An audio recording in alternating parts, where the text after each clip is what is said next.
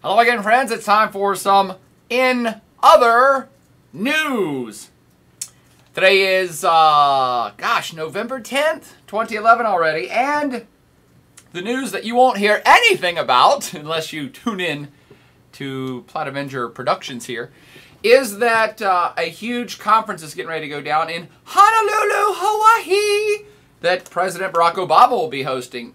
And, of course, it's not going to get reported because it's a free trade thing. And, you know, he's down in the polls, and you have all these other big things going on in the world, like Iran may have nuclear weapons, and everybody's raging about that, and the Palestinian vote at the United Nations. But this, I think, is quite a critical story going down, even though it won't get any play. So what's the event he's hosting in Hawaii? It's the APEC meeting. It's the big, I think, once a year APEC meeting. The Asia-Pacific Economic Cooperation Group that encompasses all of the countries, I believe with no exception. I think it's all of the countries that border the Pacific Ocean. And it's a trade bloc, but it's kind of a, I won't say nebulous. It's a trade bloc that actually hasn't done a whole lot. You would think that perhaps it would be like the best trade bloc on planet Earth, because think about who's in it, who has Pacific shoreline. The United States, Canada, Chile, don't undervalue Chile, Indonesia, and a few others, I don't know, Japan, China, South Korea. Some of the biggest economies on planet Earth, non-European that is, are over here in the Asia-Pacific Economic Cooperation Group, but they haven't really done a lot. It's supposed to be, it's not like a NAFTA, it's not like a complete and utter free trade zone, it's not like the European Union where there's free movement of people, and you know, pretty much all tariffs have been eliminated. It's basically been more like a working group that talks about how can we trade more, and hey, let's work together to, say, lower tariffs on just automobiles this year or just agricultural exports next year. So it's been more of a wonky kind of talking group that perhaps hasn't got a whole lot done, even though they still get together and meet once a year. And again, there's a lot of countries in it. I don't even know. Go wiki it. It's probably 18 or 25 countries in it. But more importantly, it's got like China, United States, Japan, South Korea. You're looking at some significant economic powerhouses here. So why would I be suggesting that this is a really big deal now that I've told you that APEC doesn't do that much? Well, the big APEC meeting is going to be in Honolulu. Barack Obama's probably on a plane heading out tomorrow because it's this weekend. It's the 12th and 13th. The meeting itself doesn't interest me that much, I'm not going to lie. What interests me more is what's now just suddenly being released, and I saw this in some U.S. press, but also The Economist and a couple other places, that U.S. President Barack Obama is actually going to use this summit to kind of release his newfound pet project.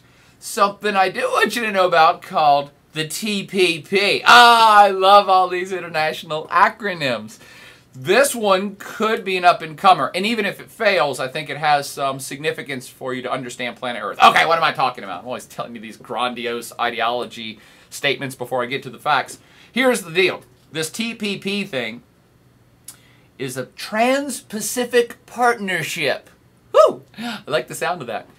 And quite frankly, it's nothing right now. It's more than a dream. It's more than an idea. It actually is tangible, but it's not yet anything of great value. And that's what President Barack Obama is going to Honolulu to try to do, is to make this thing kind of important.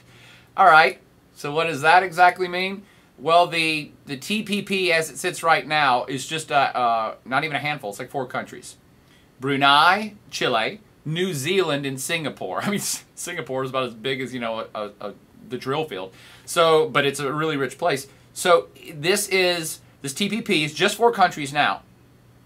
But, as I'm suggesting, America has been petitioning to kind of get into the group, and America has also been asking some other Pacific folks to jump into this group as well, namely Australia, Malaysia, Peru, that pretty much covers the South American coast, and Vietnam, a real big economic up-and-comer. So what is this TPP all about? Why am I suggesting it's kind of a big deal, and it's Barack Obama's new pet project? Well, it may end up replacing APEC. That's kind of the first and foremost thing. APEC's been around for like 20 years. And again, it hasn't really done a whole lot, but it's been a structure, a talking group of trying to sort out tariff and tax and trade issues between these entities.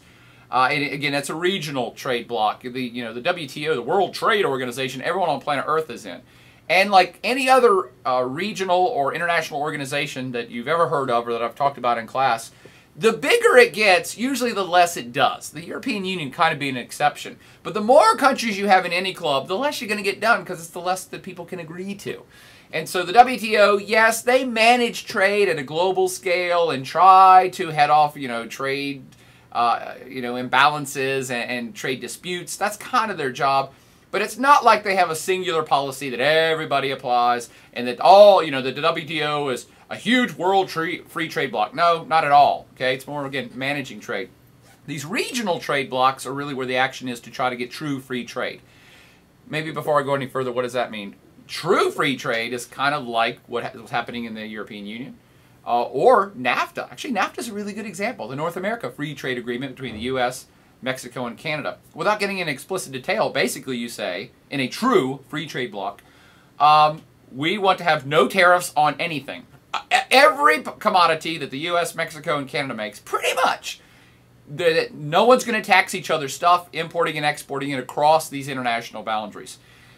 The more commodities you put into this class of free trade, the more freer it is. So pretty much, NAFTA is a really good example of it because, automobiles, pharmaceuticals, including a lot of now financial services, they can be traded freely and they don't get a tax or tariff put on them from Mexico to the United States or from Canada to Mexico. That's free trade. Whatever it is, be it grain or bananas or tax services or automobiles, trade it, we don't care. It's basically like you're all within one single country.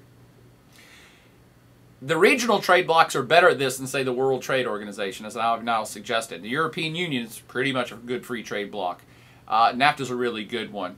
And there are other ones like ASEAN that's working towards more and more liberal free trade of all commodities and all things. But they're still a work in progress too. APEC, again, not quite that. More of a talking group where they, once a year or maybe twice a year they get together and say, what about this? Okay, can we all agree to not tax rice? Well, no, actually, believe it or not, that's a very contentious one. The Japanese protect their rice industry furiously, so they're not going to free trade anything like that. They don't want cheap rice coming from China to compete with their more expensive rice that they produce in Japan. So APEC has been more like the WTO in that respect, trying to regulate, trying to reduce tariffs, but not so successfully. Now let's get back to the TPP.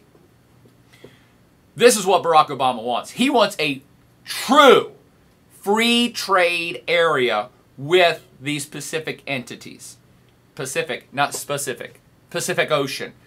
And there's already, a speculative talk. Again, America's not in this group yet. It's just this dinky little group. Basically, these 4 smaller countries had already gotten together and said, yes, we agree to free trade all our commodities and stuff already. Okay? So America's saying, hey, that looks pretty good. Let's jump into that. We would be the first kind of mega economy to get into this little group. But we also want to invite our friends like Australia and Chile, countries that the United States already has very good economic relations with, diplomatic relations too. So you kind of see what this is shaping up to be. America wants to kind of jump into this first, I think, as the first major power, to try to kind of guide it a little bit. This is also going on in other news right now today too. Japan has also been invited. The United States and Japan are huge trade partners, and so the U.S. has been pressuring Japan, hey dudes, jump into this thing too. By the way, South Korea has also been invited, or at least is being petitioned by the United States. Hey, the U.S. just signed a specific free trade pact with South Korea. We already have very good trade relations with Japan too, so the United States, Barack Obama, is saying, hey Japan, hey South Korea, we already have trade agreements with you guys, so why don't you go ahead and jump into this group? Now, let's get back to it. Why is this exciting and cool? I think it's just a good thing to know. The TPP, the Trans-Pacific Partnership. Because if the United States succeeds at this, and they're going to try very hard, they're already speculating that, yes, everybody will join eventually. We'll get China in there eventually and everybody else. But if they can succeed in getting this group to grow from 4 members to 9, like now, like this weekend, and then the possibilities that Japan and South Korea might jump in, oh, now we're getting to 10, 11, and then you're getting into the number 3 and the number 12 economy on planet Earth to join the number 1 economy, that's the United States. Now you're getting a critical mass. Oh, by the way, to get back to that Japan story, it's being heavily debated in Japan because people are fighting furiously about it in the Japanese Diet. That's the Congress. And the President Yoda of Japan was supposed to announce earlier today if they were going to jump into this group or not. And he delayed it because he's afraid he's going to get attacked voraciously, which he already is. So he is supposed to go to the APEC summit this weekend, and at the summit announce that Japan's going to join the TPP. Oh, see all this crazy shit's happening behind the scenes. You've never heard of any of these stories, have you? But they're quite important. And again, let me kind of finish up with why. Kind of the bigger picture assessment of what's happening here. If the U.S. can succeed at this, and again, it's Barrack's kind of little baby now. He wants this to happen because, of course, he's getting stymied with everything in his administration in terms of domestic policy. And he's basically saying, hey, if we can get this block going, we can increase United States exports. That will help, businesses and create more jobs. But let's not pretend it's all just nicey-nicey. I believe you got to read into this a little deeper. And the United States also wants this to happen because they will obviously be kind of a leader of this. And then go back and kind of brush over the countries I've now named. Who would be in it if it expands as early as this weekend? Who'd be in it? Well, we got the United States, Australia, New Zealand, both huge U.S. allies. Brunei, a decent U.S. ally. Singapore, good U.S. ally. Who else? Chile, Peru. Chile's a solid U.S. ally. You see where I'm going with this? Eventually, we'd want Canada in this too. This can be a replacement for APEC, and if it's a true free trade bloc, you're setting up this grandiose, gigantic, perhaps the biggest free trade, full free trade area on planet Earth in these Pacific economies, and they're bustling and booming and the fastest growing on planet Earth, and the United States can kind of structure it and guide it and get the most out of it for the United States. I think that's really one of the major things to consider here, because China is already considering it. Again, the U.S. has already said, no, China, obviously we want you in. Not yet, though. And why not? Because the U.S. wants to get the structure in place, all the rules of the game in place that benefit themselves and their allies. And then, if China gets invited, China's got to play by your rules instead of China being able to create the rules. See?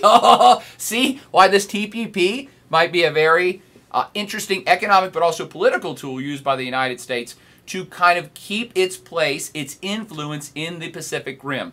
And to finish up on the kind of back it up and look at the bigger picture here holistically.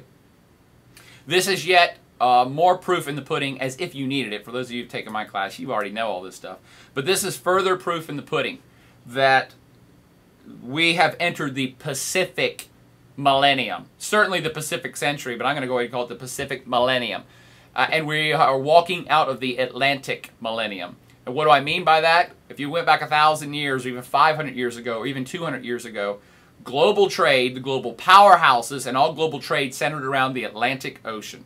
All those European powers that for 500 years have ruled planet Earth and sent their ships out to trade all over planet Earth, the Atlantic was the superhighway for trade. And then you had the United States, who 200 years ago got powerful and became the world's largest economy eventually. And still you had the world's largest, richest economies, and all the trades still centered around the Atlantic. The U.S. on one side, the Europeans on the other. Boom, boom, boom, boom, boom, boom, boom. That's going away. Bye-bye, Atlantic. I'd love to visit you on the shores of Myrtle Beach. Not. But the real kind of the economic focus of planet Earth definitely has shifted from the Atlantic over to the Pacific. And just look at current events right this second. If this is not underscoring it enough. What's happening on the planet right now, November 2011. Europe is in tatters. Europe is collapsing. The Greeks have to be bailed out. Berlusconi's getting ready to quit because Italy's getting ready to crash and burn.